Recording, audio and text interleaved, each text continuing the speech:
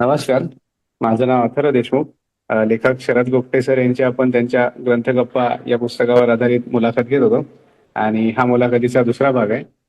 Sir, thank you, तुम्ही मुलाखतीला होकार दिलात आणि जॉईन झालात.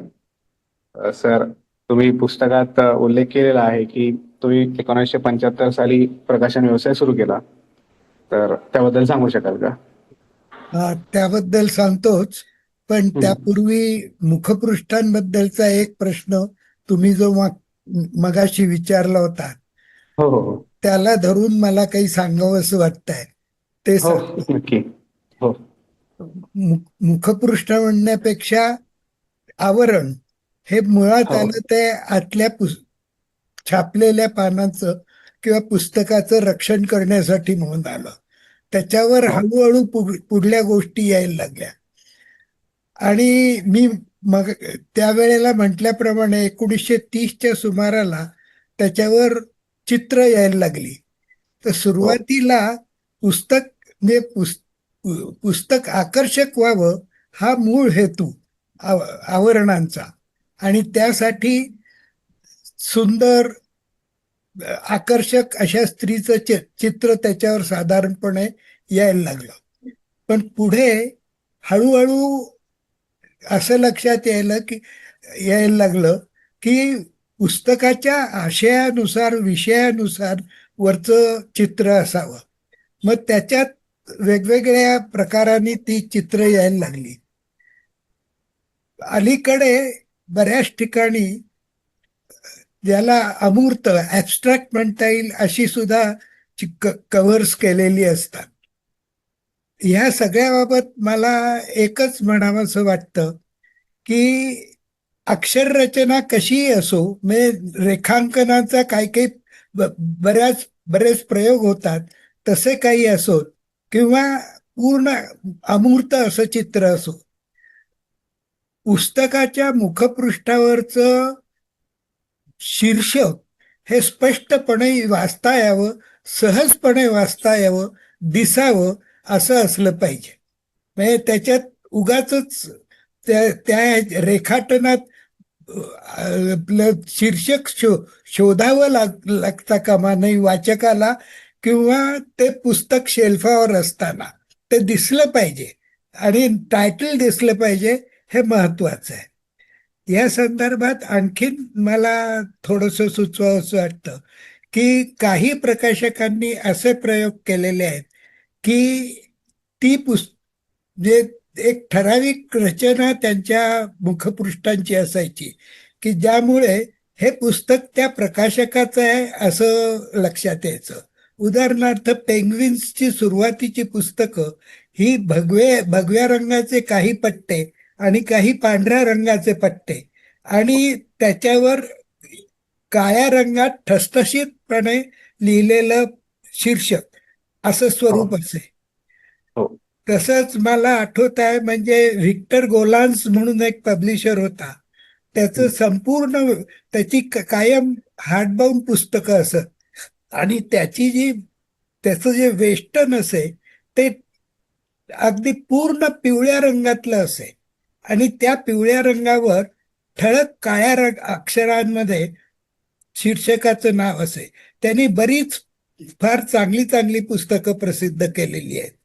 अशीच आपल्याला आणखीन एक देता येईल, म्हणजे अमेरिकेतनं डोव्हर नावाच्या पब्लिशरनी खूप पुस्तकं प्रसिद्ध केली. रिप्रिंट्स होते, रिप्रिंट्स म्हणा किंवा नवीन हे म्हणा, म्हणजे गीतेचं भाषांतर त्याच्यात आहे, प्लेटोचं रिपब्लिक आहे, अशी अनेक पुस्तकं त्यांनी थेट मार्क्सचं कॅपिटल किंवा पुढच्या काळातल्या नोबेल प्राइज विनर यांची पुस्तकं असं सगळं त्याच्यात आहे. ते त्यांचा आकार एक ठरलेला होता आणि साधारण ग्रे बॅकग्राऊंड सगळ्यांची असे.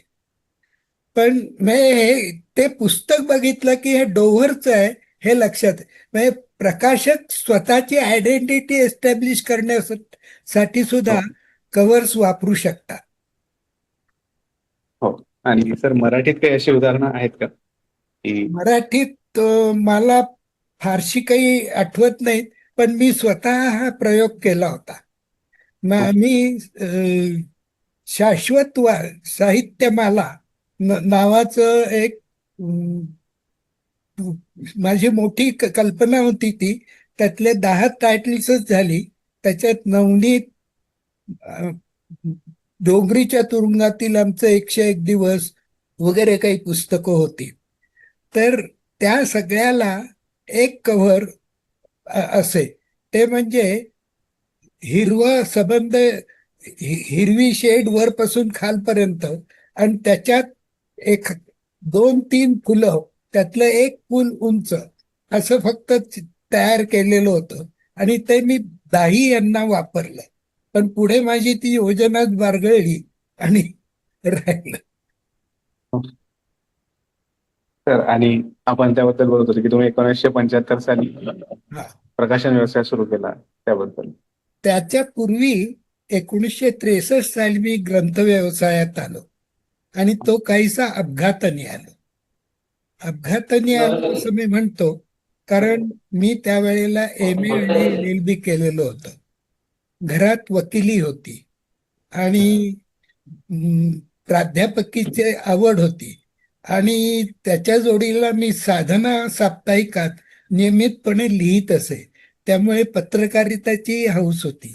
ह्या 3 गोष्टी माझ्या डोळ्यासमोर असताना अचानक मी डेक्कन बुक स्टॉल नावाच्या त्या काळातल्या अतिशय प्रसिद्ध डेक्कन जिमखान्यावरच्या पुस्तकाच्या दुकानात दाखल झालो. त्याचं कारण असं की ह्यांना, ज्यांनी स्थापन केलं होतं, त्यांना 4 मुली होत्या आणि त्यांची लग्न झालेली होती, आणि प्रत्येक जावयाचा स्वतंत्र व्यवसाय होता. त्यांना असं वाटत होतं की आपण परिश्रमाने उभं केलेलं हे दुकान हे पुढे चालू राहावं, म्हणून त्यांना पुस्तकात रस असलेला माणूस हवा होता. आणि हे मला कळल्यावर मी तिथे गेलो आणि त्या व्यवसायात पडलो. ते पुस्तकाचं दुकान किती प्रसिद्ध होतं हे सांगतो मी, की CV रामन यांची Indian institute of science, IIT Kanpur, central secretariat library Delhi, हे सगळे त्यांचे नियमित ग्राहक होते. म्हणजे CV रामनांना एखाद्या पुस्तक कळवलं की उलट टपाली त्यांची कार्डावरती ऑर्डर यायची की हे पुस्तक मला पाठवून द्या, इतकी त्यांची ही होती. त्यामुळे परदेशी प्रकाशकांशी त्यांचा खूप चांगला संबंध होता, आणि पुस्तकं आयात करणं हा त्यांचा मुख्य हे व्यवसायाचा भाग होता. मी हो. तिकडे त्यांना मी जॉईन झाल्यानंतर मला खूप परदेशी प्रकाशकांशी डील करण्यात संधी मिळाली, आणि मला खूप आवडलं ते सगळं. त्यातल्या त्यात पुस्तकाच्या ग्राहकाला अगदी दुर्मिळ असलेलं पुस्तक सुद्धा मिळवून देणं, किंवा त्याची त्याला काय हवंय ते ओळखून त्याला योग्य पुस्तक सुचवणं, नसलं तर ते मागवून देणं, हे आणि त्याच्या चेहऱ्यावरचा आनंद आणि समाधान बघणं, हे मोठं फार आनंददायी होतं. त्यामुळे जेव्हा मला 68 साली त्या पुस्तकाच्या दुकानातून बाहेर पडावं लागलं, तेव्हा मी साहजिकच एक सारस्वत नावाने पुस्तक विक्रीचा व्यवसाय सुरू केला. पुढे 1975 साली मी माझ्या नजरेला मोळस्वतची डिक्शनरी आली, जो अपूर्व कोश आहे. त्याचा आकार आणि हे सगळंच खूप भव्य आणि छाप पाडणारं असं सगळं होतं. ते मी बघितलं आणि माझ्या मनात आलं की हे 1872 पासनं ते दुर्मिळ होतं, तर हे आपण छापावं का? पण त्याचा ते छापणं हे काही माझ्या आर्थिकदृष्ट्या माझ्या आवाक्यातलं नव्हतं. पण माझे मित्र अविनाश ओगले हे माझ्या मदतीला आले, आणि दोघांचं आम्ही शुभदा सारस्वत नावाचं प्रकाशन सुरू केलं, आणि त्याच्यातनं मोलस्वतची डिक्शनरी प्रकाशित केली. त्याला खूप प्रसिद्धी पण मिळाली, आणि त्याला प्रतिसाद पण चांगला मिळाला. मग पुढे ओगल्यांचा काही हा व्यवसाय नव्हता, ते त्यातनं बाहेर पडले. मग मी तो व्यवसाय चालू ठेवला. मग त्यातनं मोल्सवरच्या डिक्शनरी नंतर रानड्यांची the 20th century English Marathi dictionary, ही 2 भागांची डिक्शनरी, मराठी व्युत्पत्ती कोश, नंतर श्रीपाद जोशींचा हिंदी मराठी कोश, नंतर ग. जोशींचं भारतीय तत्वज्ञानाचा बृहद इतिहास, हे 12 व्हॉल्यूमचं काम, हे सगळं मी त्याच्या मार्फत केलं. त्याच्याशिवाय मी काही इतरही पुस्तकं प्रकाशित केली. त्याच्यात एक फार गाजलेलं पुस्तक म्हणजे खंडाळ्याच्या घाटासाठी, ही माझ्या पत्नीने लिहिलेली कादंबरी. आणि दुसरं अरण्यक नावाचं एक पुस्तक मिलिंद वाटवे, हे ह्याचे निसर्ग अभ्यासक, त्यांनी लिहिलेलं अरण्यक नावाचं पुस्तक. आणि ह्याच्याशिवाय माझं एक खूप गाजलं किंवा ज्याची चर्चा पुष्कळ झाली असं पुस्तक म्हणजे येस आय एम गिल्टी, जे जोशी अभ्यंकर खून खटल्यात फाशी झालेल्या मुनव्वर शहानी लिहिलं होतं. तर अशी माझी साधारण एकंदर प्रकाशनाची ही आहे. हो. आणि सर, हे तुम्ही आता मागच्या 50 वर्षांपासून तुम्ही मराठी प्रकाशन व्यवसायाशी संबंधित आहात. तर तर त्यात कुठले लक्षणीय बदल मराठी प्रकाशन व्यवसायात झाले असं तुम्हाला जाणवतं? चांगले वाईट दोन्ही. एक चांगला बदल झालाय म्हणता येईल, तो म्हणजे पूर्वी प्रकाशनांची आपल्याकडे ते संपादित केलं पाहिजे पुस्तक प्रकाशनाच्या आधी, ही परंपरा नव्हती. ती भटकळ, आणखीन भागवत, मौज आणि पॉप्युलर यांनी त्या बाबतीत विशेष लक्ष घातलं आणि ती परंपरा सुरू झाली. तर आज अनेक मोठ्या प्रकाशकांच्याकडे त्यांचे स्वतंत्र संपादक असतात, संपादन विभाग असतात. हा एक फार चांगला बदल झालेला आहे. त्याचबरोबर ज्या अनेक तांत्रिक बदल होत गेले, त्यामुळे प्रकाशन व्यवसायात खूप महत्वाचे बदल झाले. ते म्हणजे पूर्वी नागपूर, पुणे आणि मुंबई, ही 3च केंद्र ही मुख्यतः प्रकाशनाची होती.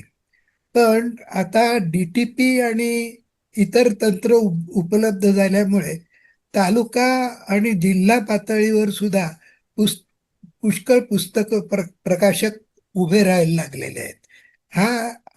ह्याला दुसरंही एक कारण आहे की एक कॉलेज एज्युकेशन मोठ्या प्रमाणावर वाढलं आणि सुशिक्षितांचं प्रमाण खूप वाढल्यामुळे पुस्तकांना संभाव्य ग्राहकही वाढले. आणि हे खेडोपाडी किंवा लहान गावांमधनं पोचल्यामुळे वेगवेगळ्या क्षेत्रांमधले लोक पुस्तकं लिहू लागले. तर विषयांची विविधता वाढलेली आहे. हा एक चांगला बदल झालेला आहे. त्याचबरोबर मला एक धोक्याची अशी गोष्ट वाटते की आज लिहू इच्छिणारे आणि आपलं पुस्तक प्रकाशित व्हावं असं वाटणाऱ्यांचं प्रमाण खूप वाढलेलं आहे.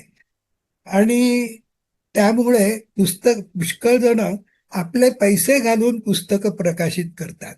आणि ही पुस्तकं पुष्कळ म्हणजे सेल्फ पब्लिशिंग, आणि ज्याला इंग्लिशमध्ये व्हॅनिटी पब्लिशिंग म्हणतात, म्हणजे प्रकाशकाला पैसे द्यायचे आणि आपलं पुस्तक प्रकाशित करून घ्यायचं, हे प्रकार वाढलेले आहेत आणि वाढतायत असं वाटतं. आणि हे पुस्तकाच्या दर्जाच्या दृष्टीने मला काहीसं धोक्याचं वाटतं, कारण ती पुस्तकं संपादित होत नाहीत. सर, आणि हे पूर्वी होतं की नव्हतं? म्हणजे काही दशकांपूर्वी प्रकाशकांना पैसे देऊन पुस्तक प्रकाशित करणं हे काही प्रमाणात पहिल्यापासून आहे, नाही असं नाही. आणि हे परदेशी ह्याच्यातही आहे. पण पुष्कळदा प्रकाश आपल्या लेखकाकडनं पैसे घेतल्यानंतर सुद्धा प्रकाशक जर चांगला असेल तर तो आपल्या संपादकाकडून ते वाचून आणि तपासून आणि जरूर तर त्याला लेखकाला त्याच्यात काही बदल करायला सांगून असं करून जातो. ते आता जेव्हा सेल्फ पब्लिशिंग होतं तेव्हा ते शक्यच होत नाही. आणि पुष्कळदा प्रकाशक एवढी रक्कम घेतात की त्यांना त्या पुस्तकाची विक्री झाली तरी नाही झाली तरी फारसं काही बिघडत नाही, अशी स्थिती असते. त्यामुळे आता संपादन ह्याच्याकडे ह्या प्रकारच्या पुस्तकांमध्ये धोका वाढलेला आहे असं मला वाटतं.